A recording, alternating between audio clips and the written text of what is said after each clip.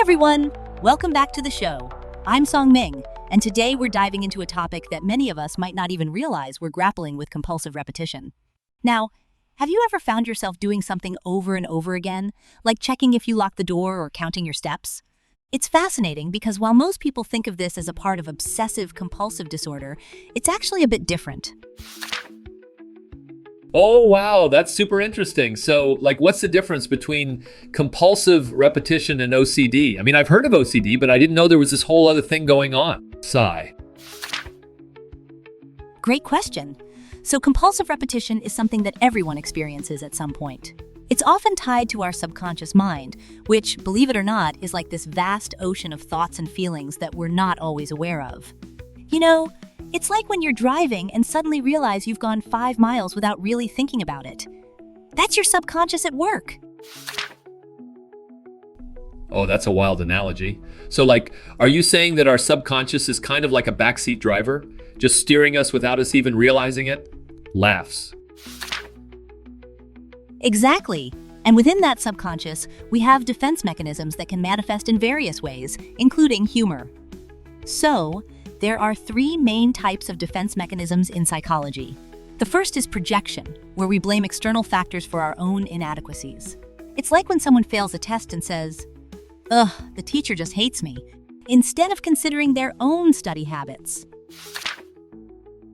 Haha, I've definitely done that. But what's the second type? Sigh. The second type is a bit more introspective. It's when we take external issues and internalize them, leading to feelings of unworthiness. Imagine someone who constantly compares themselves to others and feels like they're never good enough. That's a classic case of this mechanism at play. Wow, that sounds heavy. And the third type? Sigh. The third type is where OCD comes in. It's a mental illness that serves as a defense mechanism against inner emotions. So, when someone feels overwhelmed by their feelings, they might engage in compulsive behaviors to manage that anxiety. That's really eye-opening. So, when you're afraid, you might do something repetitive to feel better? Sigh. Exactly. Compulsions often arise from fear. For instance, many people might buy a house or push their kids to study hard because they're afraid of uncertainty about the future. It's a way to create a sense of control in a chaotic world. Oh man, I can totally relate to that.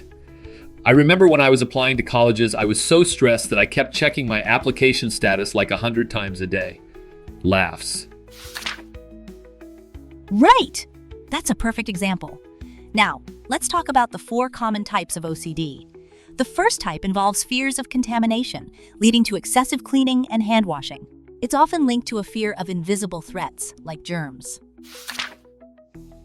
Oh wow, I've seen that in movies. Like people scrubbing their hands until they're raw. That's intense. Sigh.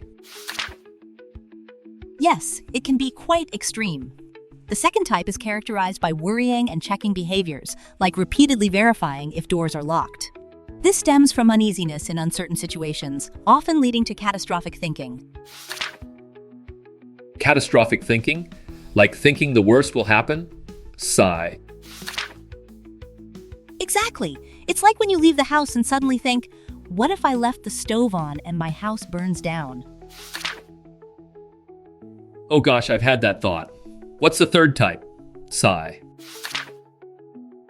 The third type involves sensitivity to specific numbers or rituals. Some people feel compelled to perform actions in a certain way to avoid perceived negative outcomes. That's so interesting. Do you think that's why some athletes have those weird pre-game rituals? Laughs. Absolutely. It's a way to create a sense of control and predictability. And the fourth type relates to environmental phobias, where individuals may avoid crowded places or feel anxious in confined spaces. Wow, that's a lot to unpack. So, how do we help someone with OCD? Sigh. Great question. It's crucial to accept their behavior without judgment. Understanding their compulsions is the first step toward helping them. That makes sense. So it's not about trying to eliminate their compulsions, but rather learning to coexist with them? Sigh. Exactly.